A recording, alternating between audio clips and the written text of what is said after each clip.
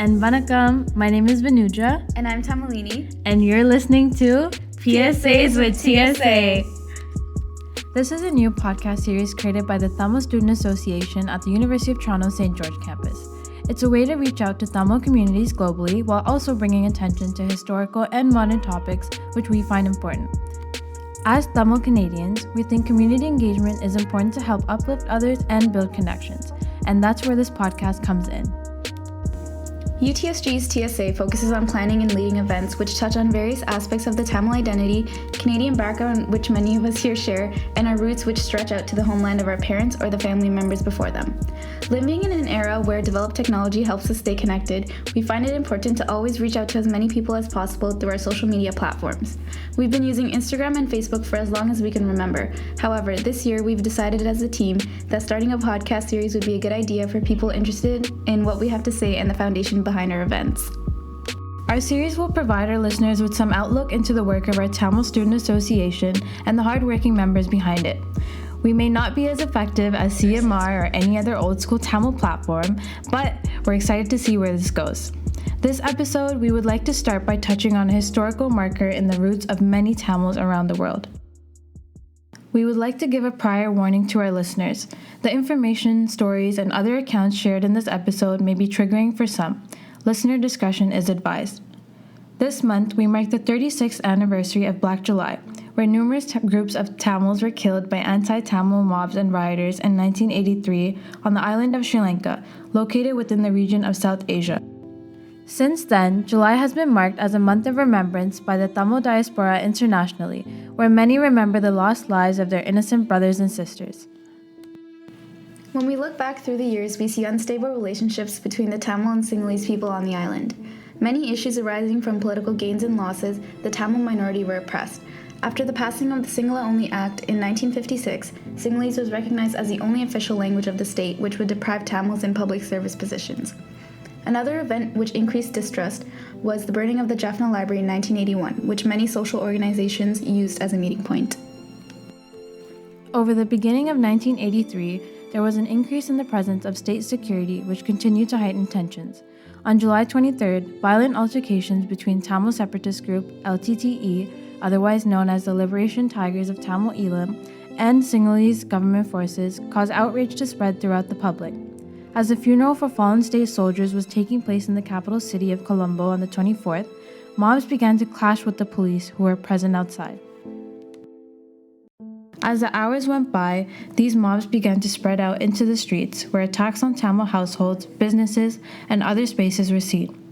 Acts of citizens being beaten, humiliated, and killed are recorded in archive photos which continue to be circulated each July. Even within prisons, we saw Tamil prisoners being ambushed and killed by their Sinhalese counterparts, many of them journalists arrested for practicing the freedom of speech. Although a curfew was placed on July 25th, the violence continued.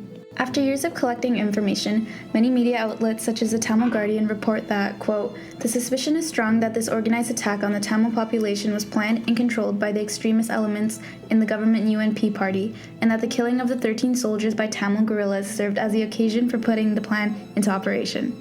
The reports go so far as to allege that a member of the cabinet was actively involved in planning these attacks.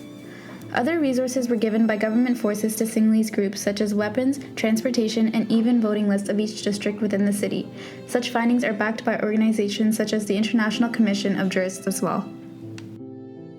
Over this timeline, the president of Sri Lanka at the time, J.R. Jayawardene, justified the acts of the Sinhalese mobs and went on to state that the time had come to respect the Sinhalese. It was only on July 30th, after thousands of Tamil civilians had been displaced or killed, did a state order come out to halt the violence. The president's words against the Tamil community still ring in the ears of those who have fled or stayed behind. More specifically, on July 11th, 1983, he stated, "I am not worried about the Jaffna people now. Now we cannot think of them. Really, if I starve the Tamils out, the Sinhala will be happy." Pearl Action, also known as People for Equality and Relief in Lanka, is an organization focused on evolving the Tamil identity after the Civil War. A recent post made by them addresses Black July as a genocide. They define genocidal intent as the perpetrator must possess the intent to destroy, in whole or in part, a national, ethnic, racial, or religious group. The intent to destroy was seen through shared classified material owned by the government and other resources. Violence was only seen to occur in Tamil-dominant areas where groups shared a common language, culture, and history. Killings, bodily harm, and deliberate infliction of violence was seen as the main intent. This week of violence is seen as the foundation for the 26-year-long civil war which took place from 1983 to 2009. The LTTE fought against Sri Lankan government forces to seek a future where a separate state would be given for Tamil governance and independence. However, this was not a goal which was achieved. During the civil war, Tamil populations on the island suffered from various atrocities where countless lives were lost using ruthless methods. The concept of Tamil identity was put into question since rates of migration and displacement began to rise. Most people sought refuge in Canada, Australia, the US, and different parts of Europe. War crimes claimed to have been committed during the final stages of the war, killing thousands of civilians in the process. Since the end, international organizations have pushed the state government to officially inquire into the aftermath of the war, which would include addressing the failure to reach out to the Tamil minority, where they were instead found to negatively treat any pleas for aid. The Sri Lankan government failed to inquire into the heavy amounts of human rights violations perpetrated by their armed forces. The month of July has since become a time of remembrance for Tamil individuals around the world. Unfortunately, mourning and commemorating the loss of these lives is banned in Sri Lanka. Internationally, Tamil communities continue to commemorate the brutal incidents which led up to the 26-year-long civil war. On July 21st, the Canadian Tamil Congress hosted a workshop for Tamil youth which allowed them to talk about the events of Black July and even meet survivors. The event also included a photo exhibit from the 21st to the 27th titled Dispossessed but Defiant. British Tamils marked Black July with a protest on Downing Street to bring awareness and justice for the massacres. In Sri Lanka, families with members who have disappeared continue to protest for state and international aid to find their loved ones. For Black July, we wanted to bridge the gap between youth who may not understand the importance of such events. We hope this podcast is an effective way to reach out through social media and other online platforms. Remembrance through methods like this is only the first step, and we hope the topics we talk about urge you to do your own searches into them as well. This year, on the 36th anniversary of Black July, Canadian Prime Minister Justin Trudeau issued a statement acknowledging and bringing awareness to the events which took place in July of 1983. Accountability is mentioned in his statement and is a word we see often during this month. As students, we want to be able to circulate this history of mourning to create an impact which pushes accountability as well.